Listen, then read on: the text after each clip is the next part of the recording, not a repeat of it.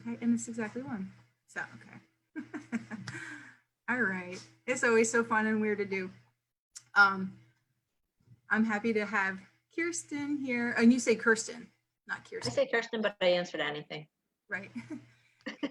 Sharo of Dicey's Healing. So thank you for doing this and introducing yourself to new people, showing them what you're all about and your type of work and everything. I'm just excited that you're here and that we're doing this. I'm just looking down at my phone to make sure things are going to line up okay on Facebook at the same time. So if anybody's watching, just if you could, okay, yeah, someone's watching. If you have any questions, just put it in the comments and I will look at the comments occasionally, but I'm not going to see them as they come up because my screen doesn't show me that. I have to look at my phone to see that. So, yeah, so here we are. Welcome. And I don't know. So Kirsten, I'm so sorry. Share with us what you do because, well, first, I guess I'll share how I learned of you. Okay. Nancy Broderick is your massage therapist and my friend, and she and I met a couple of years ago and we totally clicked right off the bat. I didn't, we just were at some networking event where we, we're literally next to each other at some circle, and she and I really clicked. And eventually we learned that we were sisters in a past life. And somewhere along the way, she recommended you to me when I was asking for like someone who does like animal readings. And then last year I reached out to you because I was doing that event in downtown Westwood at the Rebalance Retreat. You were committed to doing some other event that day. And, but then we got, to having some dialogue, and eventually I asked you to help me out, giving me a reading with my animals, and not only my current animals, but my past animals from even up to my, childhood showed up. And that was just so freaking cool. So then I went and shared your name with like as many people, and then I spoke with you in the spring. But so yeah, I guess just tell us a little bit about how you came across. Okay. So, well, first off, thanks for having me. Let's see. Animal communication has always been something that I've been able to do. I thought it was normal when I was younger. I always knew what the animal was thinking. Like I just could hear it. And, as you get older and you get in school and you realize, oh, not everybody can do that, I kind of shut it down. But I did always work at the town pet shop. That's long gone. I worked at a kennel. So I always had animals around me, and my house, God bless my parents, because I was always bringing home the sick and injured animals. So, we had quite the menagerie, and my kids are following suit here. So it's always just been something super easy for me. I got my horse Dicey, which the company that I have is named after, I guess 13 years ago. And he is really the one that reopened everything up for me. He's the reason that I looked into Reiki. Like he really is the reason that I am sitting here with you today. He definitely pushes me out of my comfort zone, but he's a good guy. So it's really because of him. And I've enjoyed meeting all the people, but I thoroughly love working with the animals, and I'll work with any animal at all. So like from lizards to like, yeah, like when I was doing in the spring, I was doing those case studies where I was using the energetic sprays and everything for the class I'm doing. I specifically asked for different animals. So let's see, we had a turtle, I had my horses, my dogs, my cats. There was something else in there too. Oh, chickens, pigs. I had a whole bunch of them. It was a lot of fun, which just goes to show you that you don't have to have a lot of knowledge. I know nothing about turtles, right? Nothing, other than they can live forever. So when I was talking to Silas, I count on the owner at that point to be able to interpret what I'm being shown and told and everything, which just also shows that anybody can talk to the animals. And like with the animals, like you said when you were little, like did you have like a dog or a cat that you just kind of regularly had heard their thoughts or whatever when you were, before you? Growing up, I always had dogs, I had cats, but it was always the animals that were from outside. Like I would be outside and the animals would come, not quite Snow White like, but they would come and gather around. If there was a lost dog in the neighborhood, it invariably found its way to me. It was, I can't say that I heard it, I just knew it. I just knew what that animal was thinking, what that animal was feeling, what that animal was going to do next. I just knew. It's hard to describe because it's just me. Yeah, it's just your norm. And did anyone give you a hard time about it when you got older, or it just kind of drifted away that it became like you just knew you didn't have it too? Definitely the people I worked with found it odd because I would be like, he's gonna XYZ, and then he would. So I unnerved people, but it's not like they openly mocked me, put it that way. And then just, as you get older, you just don't care what others think. It did take me a long time to go public, so to speak. So even with my intuitive work for non-animals, those that have passed over or anything like that, it was really my friends that pushed me out. They're like, you have to do this for others. So really, if I didn't have them pushing me, I'd probably just be doing it for my close friends and family and whatnot. Which is kind of sad because I've met a lot of people and had a lot of fun with a lot of animals. So. Well, that's what it's like. It's like when you have your gift to give, it's not selfish, but it's like you're closing off the world from your gift if you don't share it. So that's so true. And it really took me a while. It was a big argument with myself to finally be like, okay, I'm going to do it. Yeah.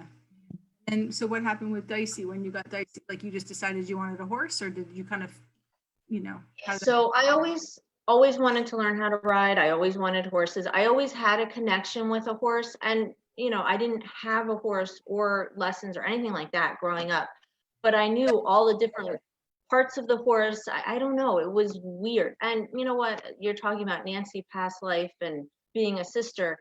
Dicey and I have had several past lives together, and it's been thrilling to figure them out as we go along.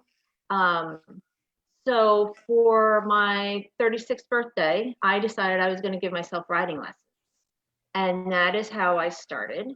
And they just happened to get this snotty little Arabian horse in and wanted to put him in the lesson program. And he and I just clicked. And so by December, so that was April, May, by December, I was looking for a horse, and you know how it works. Every horse that I looked at, there was something wrong. And then I got an out of the blue call from my trainer, Dicey's available for sale if you want him. I was literally standing in Epcot Center at Disney. And I was like, yes.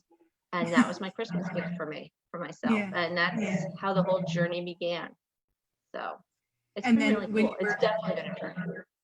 When you began, your relationship with him, like you brought him onto your property, you had space for him there, or is it? No, I've always had to board him. So he is up in a fabulous barn in West Milford. So I've always been up West Milford, Ringwood area. Okay. Yeah. I wasn't sure because I know that you go to his property, so I didn't know if it was connected to your own or what. I wish. Well, and then you say that you have a lot of powerful moments there on that property with him, and it's probably a combination of the land and him. But absolutely. So what was it that kind of, what did he do that got you to kind of wake up to deal with this more, to face this more? It's all little synchronicities, and you think about, you have a thought and then it happens. But one particular thing that really stuck out with him for me was the day I was telling him, give me a call if you need anything, right? Because he's a horse. He'll just pick up the phone and call me, right? But with that, he's like water. And I walked down and his water trough was actually empty. And I was like, that's a little odd. So then, you know how it is, how you keep poking the bear? I would do other stuff just to test, am I really getting that? And I did. And then, again, it just happened, right? I saw an ad for a psychic fair down in Lyndhurst at I can't remember the name. I know what you're saying. I know the place. Lyndhurst store. The Montclair Metaphysical Center. Yeah, no, it's not the Montclair it's in Lyndhurst. I can't remember the name. Totally blanked out. But anyway, I went because I had used an animal communicator a couple times, and she was going to be there. And I went down there, and the line for her, there was quite a wait. So I ended up just randomly picking one of the other mediums. And that medium, Patty, ended up becoming my mentor, really, for all things. And she's really the one that taught me there's no boundaries. You know, you can talk to animals, you can talk to angels, you can talk to those that have passed over, you can talk to anybody. You can talk to those that on the other side of the world that are still alive. Like, you can just connect. It's all energy. And I started going to her classes, and that's when it really just opened up for me. She has monthly classes. But, you know, no matter where I would go, even her, when I would walk in, she's like, oh, you're an animal communicator. Oh, you're going to do this, you know? And I'd be like, can we just chill out? Like, wait a minute. But finally, I just had to go with it. That's awesome. I've only ridden a horse once in my life, but I've had a strong connection to horses. Like, I feel like maybe I was a horse or something. I don't know. But like, I'm also the Chinese year of the horse. So whatever the reason, you know, I do have a horse connection in my heart. And right. When I visited, we went to Rutgers. They had Ag Field Day. It's just like an agricultural day at the school. And there were some horses like behind in their. They have a big farm there. So I went there with my kids, and I was like psychically testing to see if like I could communicate with the horse. And I was like, I don't even know what I said. I don't remember, but I remember it like turned its head, and it was like it like looked right at me, and I was like, like it knows, and it like held eye contact with me for a while, and there was like no doubt about it. Like we had a connection. It was so cool. So like I would love more of that, you know, but I just haven't had the opportunity to like, you know, engage with the horses much. So horses are amazing because they're so spiritual. I was working at a therapeutic farm, you know, school with the kids, and just to watch what the kids could do because of the horses. But it was always fascinating because I would be leading the horse, talking to the horse, and then I could hear the kids too. It's just amazing. Like, you can just open up so much. I don't know.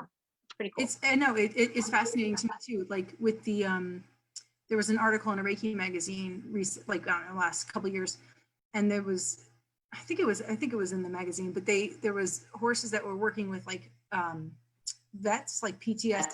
And there was a series of pictures of a guy connecting with the horse, and they were basically like third eye to third eye, and eventually the healing became so overwhelming that the guy kneeled down, and then the horse like laid down with the guy and like put his head in the guy. It was like it was so beautiful. It was like breathtaking. So I love that so much. How about like dolphins? Have you ever had communication with dolphins or anything? Yes, we went to the Bahamas, and you know, you have to go do like the dolphin experience thing. So yeah, I had fun that day too. Really, it's any animal, anything you can connect with. So yeah, when I'm at the beach, you know, if there's a pod out there or the birds, whatever, you know, that's how I entertain myself these days. So then you open up your business like at the urging of the horse, Dicey, and your clients that you were starting to kind of see casually, or your friends or whoever that were like, oh my God, you have to share this gift. So it's been like 6 years, did you say? Yeah, it's about 5-6 years that it's been official. I was doing it before that. I used to teach for the Midland Park Continuing Ed down the street. I taught meditation classes. I taught classes for kids where we would do meditations and life lessons, you know, relationship boundaries, nutrition, you know, it was a variety of things. And then the private meditation sessions and the Reiki work and all that really started to become too much to do all of that. So I no longer teach down there. Okay. And then 2 years ago, I got into the Metatron Energy. And in actuality, it's been longer than 2 years because Metatron's been around me for quite a while. It just took me a while to figure that out. Right. And so last year I finished the coursework to become a Metatron color healer teacher. So I can teach that. And then during this whole fun quarantine pandemic that we've been experiencing, I started writing the Metatron Animal Knowledge class that I'm launching today. And just to basic, for people to, you know, can you like explain a little bit about Metatron and Like the So Metatron is one of the archangels, one of the major archangels. A quick Google will give you a wealth of information on that. But he is one like Sandalphon that actually walked the physical plane in many, in many of the stories you'll read about him. But he's big with the kids, the animals, with this whole transition of moving from the 3D to the 5D that we're all going through, whether we realize it or not. He's a major player. He deals with the Akashic records. He's a big deal. And actually his energy when you tap into him is pretty significant. Yeah. Well, yeah, I remember when I saw you right before lockdown, you were like talking about Metatron's cube and stuff. So Yeah. I know it's a lot. It's a lot. There's so much to know. There's so much to know. It is a lot. And even though you work with it, there's still more to know. Like when I was writing the class, there was just still much more that I learned. So did you share about the class on your website yet, or is that coming soon? I have not shared. I'm still working on getting the announcement ready.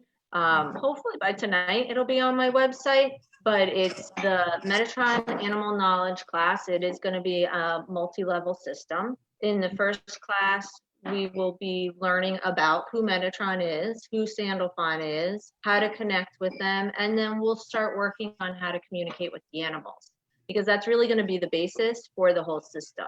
The next levels will then give you tools on using energy to work with the animals, while you're communicating with them. It's a lot of fun.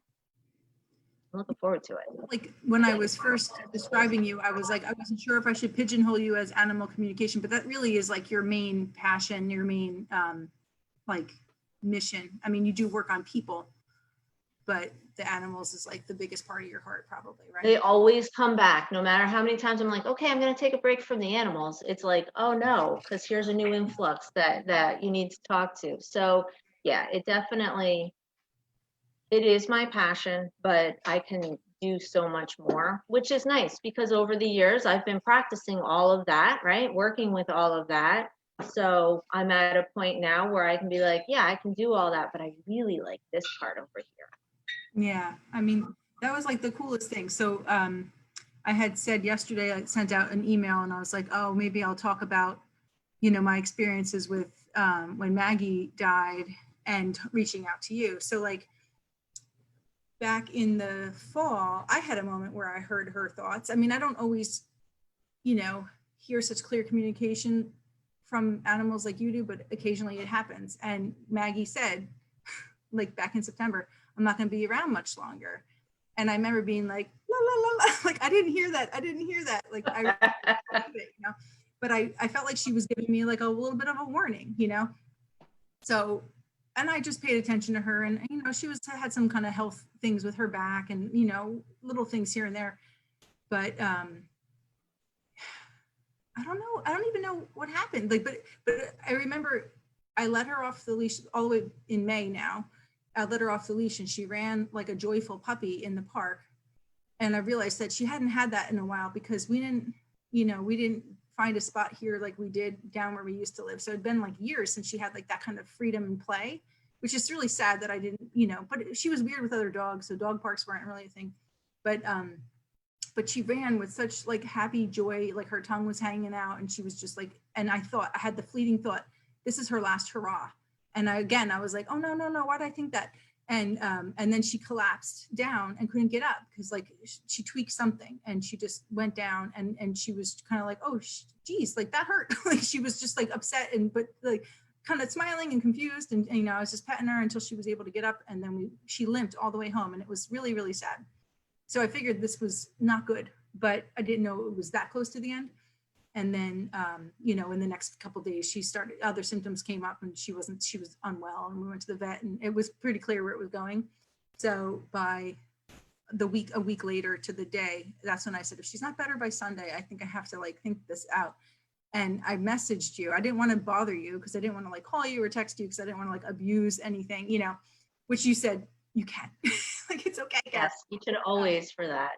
But like, again, divine inspiration or whatever had you decide to check your email that morning. And it was just like random that you saw it. So I had sent out this long email to you, like, I think this is the end and this is what I'm getting, but I'm not sure if that's what I'm getting. And I just want somebody else to look inside and, you know, get the message for me.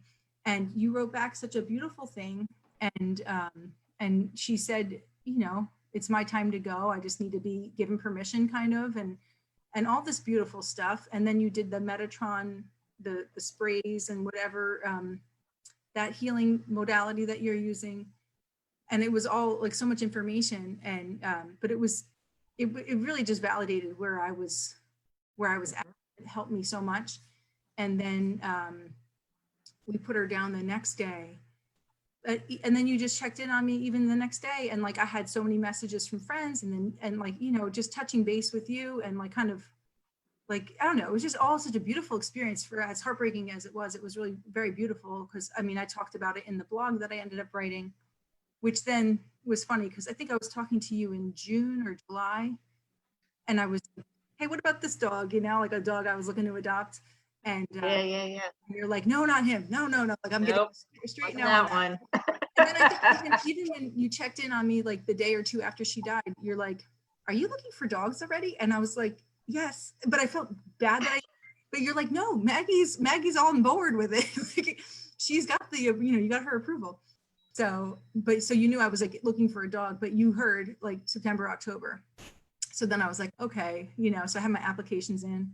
And then eventually I finally got to finish that blog post. And when I wrote the blog post, it was like in August at some point, you commented that Maggie had came to you that weekend and she was showing you puppies.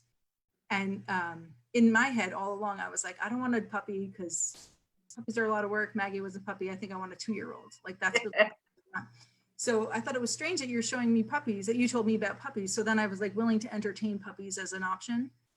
And then my friend Jillian texted me a picture of some dogs, a dog place where I had an application in, and she showed me some puppies. And I was like, all right, I guess I'll look in the puppies, like maybe. And then I scrolled down and I saw Trixie, who was known by DJ.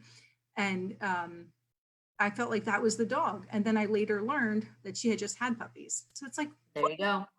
Yep. It was just so cool. It was just so cool.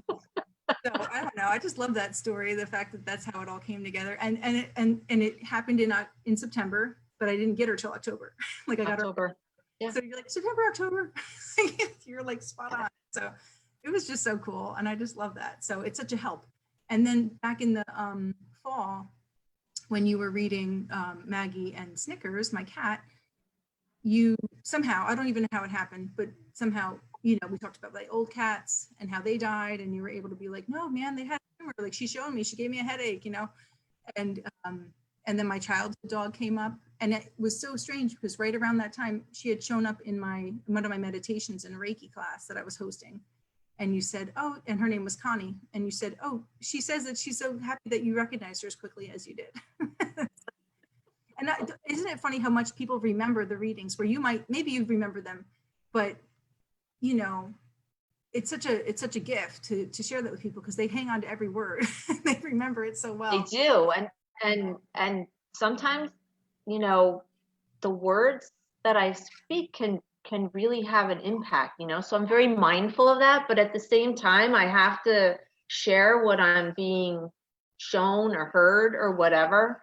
Yeah. So yeah, I don't remember every reading. It's gotten to the point now where I'm always afraid when someone comes up and goes, oh, do you remember when you said, I don't know, I might. When you channel, it's not you who's saying it. So it comes. It's not me. So exactly. And there'll be a lot of times that I'll finish a session, you know, whether it's with a person or with a person and their animal, and I'll be like, oh, I really wish I'd written all of that down. Yeah. You know?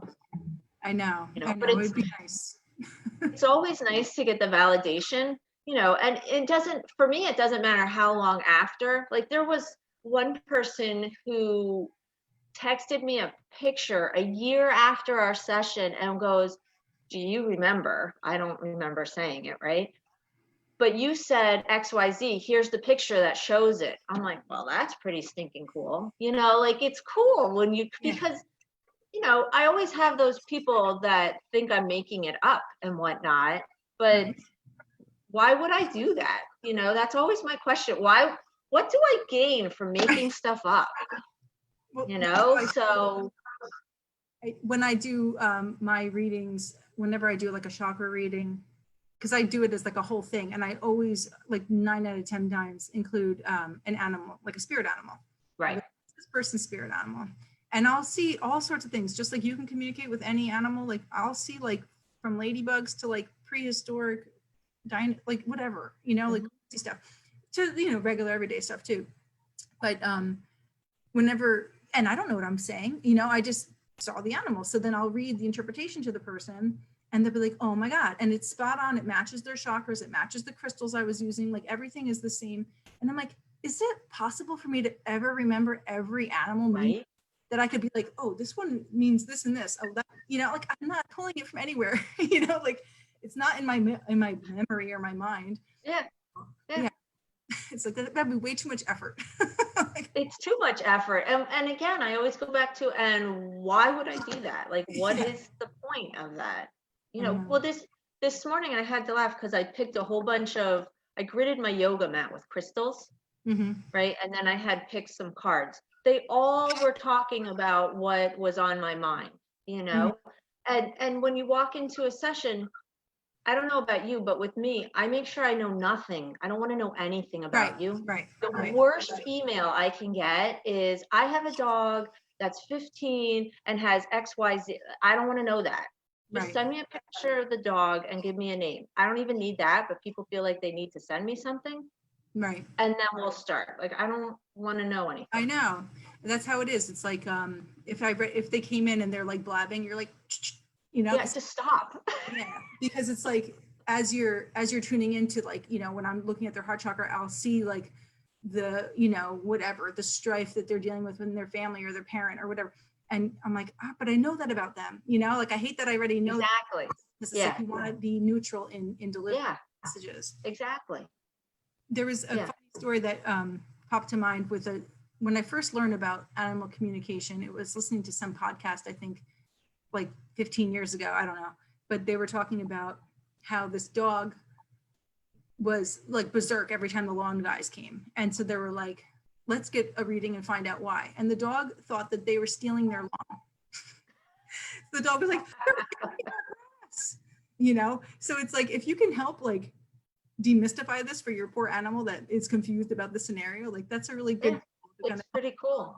Freak out about having their lawn stolen. And then the first time I had a reading done with Maggie, before I met you, the person, she was like up in Maine or something, and she just was like, no, just send a picture, I'll email it to you. Like, like you don't have to be in person. Like, and she said she really likes what's in that white container. Like, I guess it was like a sour cream or you know, that kind of a thing. And then she ended it with, you know, any final thoughts, Maggie? And Maggie said, I really want an ice cream cone. I've given her an ice cream cone before. And I was making a cone at like, you know, a few nights later, and I'm going, this is for you, Maggie. And she was like, is this happening? Like, it was the coolest thing. So yeah. And when you recently read Trixie, you were saying how she was you know, in the country or, you know, in open fields, like not in a house. And it totally was relevant because, like you said, was she weird on stairs when you first got her? And she totally was. And you know, now she's somewhere behind me on the couch. She's right there on the couch. A little black dark spot there, but she's just snoring away. She's totally a couch dog. And you said she wasn't a couch dog, and now she's totally a dog. She loves her couch. Yeah. Her dog bed has gotten more abandoned in the last couple of days since we had her. It's just awesome. It's like so empowering. So I know there's people watching. I don't know if you want to comment something, if you have a question for Kirsten at all, like let us know, or if you just want to say something, feel free. But yeah, I mean, it's just so fun, and it just makes you closer with your animal, and you can solve like problems if you know, have them, and or ailments, you know, like you said with my cat with his back was stiff. Yeah. And Trixie, I don't think had any health things going on, although she snores a lot, but I think that's like the beagle nose. Like she's got that. Yeah, we talked about that. That's just her. It's just her. But it's pretty cool. It's pretty cool because, you know, a lot of times we'll get in our heads and think it's a huge problem. And for the animal, it's really not a huge problem. It's just a matter of actually explaining to the animal what the issue is, you know, Right. or what your concern is. Because a lot of times the animals are like, what? Like, why is that a big deal? Right. You know? But, you know, some of the stuff that comes through is pretty cool. The other night I did a reading for a cat, and, you know, I'm asking what's some of your favorite things, right? Because you ask for stuff that can be validated by the owner as well as whatever the owner's concerns are, right? And he shows me salmon, like she's sharing her plate of salmon. And so I said that, I'm like, do you really share your salmon from your plate? She was like, oh my God, I literally just did that. Because I always tune into the animal right before I call, so I have an idea of the energy that I'm dealing with before I get the runner on. Yeah, so I don't know, it's just fun. I have fun. When you tune into the animal, are you seeing things like from their eyes? Are you just seeing the scenario or just feeling it or hearing it? Like, how are you receiving your information? That's a good question. That's a good question. I'm going to say I toggle between just getting an energetic sense and then from their point of view. Right. So if it's a big concern, and they're literally trying to show me what they're seeing, I'll toggle to that point. Yeah. You know, and then they'll throw in. I think it varies for me too. Like I'll see it from like, I don't know, like it's funny because like you're like, you have to think about that because like, am I seeing it like as the person, or am I seeing it as like just a feeling as if it was me in that situation? Like I think it's just kind of, it is kind of a hard question. It is, but it's a fun question. Yeah. And then, you know, they'll throw in different senses. So if I'm trying to figure out health issues, you know, there are times that I'll be like, okay, you can just keep that pain. I'm sorry, take that away. Yeah, like I can't, that hurts. But, you know, then they've hit their point home, right? And we can focus in. I mean, I'm not a vet, so anytime I'm going to tell you to go to your vet whenever you're worried. But if I can help pinpoint a specific point, you know, organ or whatever, I'm happy to do that. Yeah, yeah. And it was interesting because I think when Maggie was dying, you knew something with her kidneys, maybe? Yeah. And I think that the vet, when she came with her just little examination and assessment, she overlapped the same things that you said. So it was wild. Right. And in those final days, or that final 24 hours, or yeah, it was probably literally 24 hours, Maggie got louder to me. Like after I spoke with you, I don't know what to say. The reason is just because she was closer to death and the energies were opening for her, but like she got really loud. And I was just like, you know, talking to her in the backyard and be like, do you want to stay outside or should we go inside? And she goes, it hurts to stand, you know, I want to go inside. And I was like, okay. And then like I found her on the couch in her one spot, which was so weird because she hadn't acted like that in like a week. And she's like, I just want to be up here one last time, you know, like I was just hearing things like so clearly. Right. It was like, it was cool. Which is, she's yeah, that is pretty cool. Yeah. It's cool though that you can be open to hearing that. I find actually after some of my sessions, the person, it does open it up for the person, and they like you said, they get closer to their animal, and whether they realize they get closer on that level or not, you know, sometimes when I get the feedback, I know that they are on a deeper level. Yeah, it's almost like the animal knows. Yeah, like the animal is aware that you created that connection. Yeah, it's pretty cool. There was a woman, Nancy, who commented, and she said that she's interested in the class that you're launching and describe how the class is going to work. Will it be online? The class is an online class, and you will get a manual. It does include some meditations that I send as well. And then we're going to do 6 weeks of Zooms. And if you can't make the scheduled Zoom, it will be recorded and posted so that you can, you know, see it at that time, or whatever time is convenient for you. And it'll cover different parts of the information. And if you have questions, you can always submit those. And are you doing 3 levels to this class? I am planning on 3 levels, though I have a feeling there will be a 4th level. Okay. I've been given an outline for level 1, 2, and 3 with the message that there will be another one.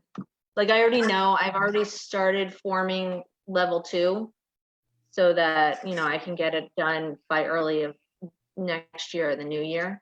So I can keep things rolling. Yeah. It's not like it's already done. Like you still have to create it, but your plan is to have a series of 6-week classes though, right? Yeah, for this level 1 class, the class itself will start December 1st, right? So 2 weeks. And then we'll have, starting at that point, weekly sessions each week for 6 weeks. And then the next class will start and those people will have, you see what I'm saying? So it'll go like that. Yeah, it'll build on itself. Yeah, exactly. Yeah, like we had said when we spoke the other day, it's like you can't jump to the final step. Like you have to bring people up to speed with like standing and getting the foundations. So, yeah. It's really, the first level is just like with any other system, building the foundation. And then the second level can get a little more into the nitty gritty and so on and so forth. And it's for people who want to learn how to communicate with animals and bring in other aspects of healing work to assist. Yeah, it's using energy healing. So yes, it's perfect for those that are looking to enrich or deepen their relationship with Archangel Metatron and Sandalphon. It's great for those who are interested in learning how to communicate with the animals, because those two archangels will act as guides with you, with the animals.